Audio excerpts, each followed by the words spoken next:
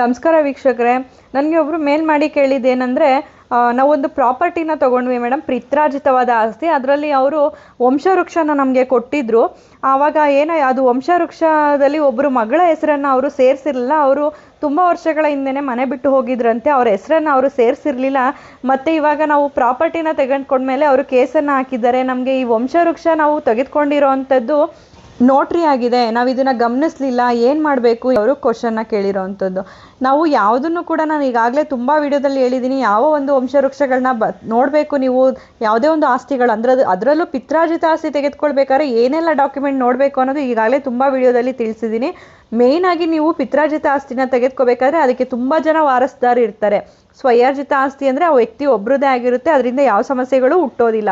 ಅಂದರೆ ಈ ರೀತಿಯಾದ ಸಮಸ್ಯೆಗಳು ಹುಟ್ಟೋದಿಲ್ಲ, ವಂಶವೃಕ್ಷದ ಅವಶ್ಯಕತೆ ಕೂಡ ಇರೋದಿಲ್ಲ. ಆದರೆ ಪಿತ್ರಾರ್ಜಿತ ಆಸ್ತಿ ಅಂದಾಗ ನೀವು ಕಂಪಲ್ಸರಿ ವಂಶವೃಕ್ಷ ನೋಡಬೇಕಾಗುತ್ತೆ. ಅದರಲ್ಲೂ ಕೂಡ ಯಾವುದೇ ಕಾರಣಕ್ಕೂ ನೋಟ್ರೈಸ್ಡ್ ಆಗಿರೋಂಥ ವಂಶವೃಕ್ಷಗಳನ್ನ ನೋಡಬೇಡಿ. ತಾಲೂಕು ಕಚೇರಿಗಳಿಂದ ಪಡೆದಿರೋ ಅಂಥ ನಿಮಗೆ ಅದರಲ್ಲಿ RD ನಂಬರ್ ಇರುತ್ತೆ. ಅಂದರೆ ಅದೊಂದು ನಿಮಗೆ ನೀವು ಆನ್ಲೈನಲ್ಲಿ ಕೂಡ ಅದನ್ನು ಚೆಕ್ ಮಾಡಿದಾಗ ಅದು ಒರಿಜಿನಲ್ ಅಲ್ವಾ ಅನ್ನೋದು ಗೊತ್ತಾಗುತ್ತೆ.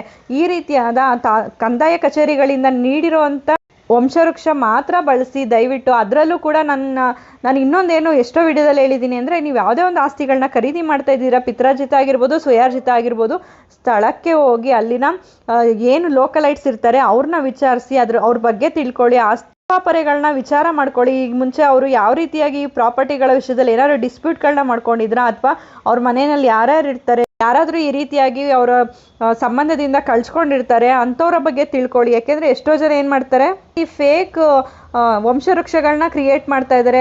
ಕಂದಾಯ ಇಲಾಖೆಗಳಿಗೂ ಕೂಡ ಕೆಲವೊಂದ್ಸಲ ತಪ್ಪು ಮಾಹಿತಿಗಳನ್ನ ಕೊಟ್ಟು ಈ ಒಂದು ಫೇಕ್ ಡಾಕ್ಯುಮೆಂಟ್ಗಳನ್ನ ಅಥವಾ ಯಾರನ್ನಾದರೂ ಬಿಟ್ಟು ಈ ಒಂದು ಡಾಕ್ಯುಮೆಂಟ್ಗಳನ್ನ ತಯಾರು ಮಾಡಿಕೊಡ್ತಾರೆ. ನಂತರ ಅವರು ಡಿಸ್ಪ್ಯೂಟ್ಗಳನ್ನ ಮಾಡೋವಂಥದ್ದು ಇದು ಹೆಚ್ಚಾಗ್ತಾ ಇದೆ. ಅದರಿಂದ ನೀವು ಮೊದಲನೇದಾಗಿ ಕಂದಾಯ ಇಲಾಖೆದೇ ಆಗಿರಬೇಕು ಅಂತ ಹೇಳಿ, ಅವಾಗ ನಿಮಗೆ ಚಾಲೆಂಜ್ ಮಾಡಲಿಕ್ಕೆ ಒಂದು ಕೋರ್ಟ್ನಲ್ಲಿ ಹೋಗಿ ಚಾಲೆಂಜ್ ಮಾಡಲಿಕ್ಕೆ ಒಂದು ಕಾನೂನು ಅಸ್ತ್ರ ಆಗುತ್ತೆ ಆ ಒಂದು ವಂಶವೃಕ್ಷಗಳನ್ನ ತಗೊಳ್ಳೋದ್ರಿಂದ.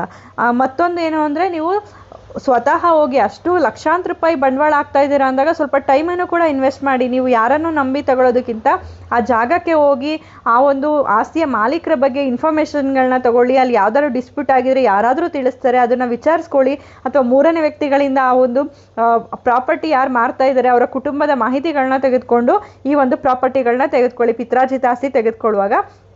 ಆದ್ದರಿಂದ ಯಾರೇ ಆಗಲಿ ಕೂಡ ಈ ಒಂದು ನೋಟ್ರೈಸ್ಡ್ ಆಗಿರೋಂಥ ವಂಶವೃಕ್ಷಗಳನ್ನ ಕೆಲವೊಂದು ಸಂದರ್ಭಗಳು ಮಾತ್ರ ಬಳಸ್ತೀವಿ ಹೊರತು ಪ್ರಾಪರ್ಟಿಗಳನ್ನ ತೆಗೆದುಕೊಳ್ಬೇಕಾದ್ರೆ ಖಂಡಿತವಾಗಿಯೂ ಇದನ್ನು ಬಳಸಬೇಡಿ.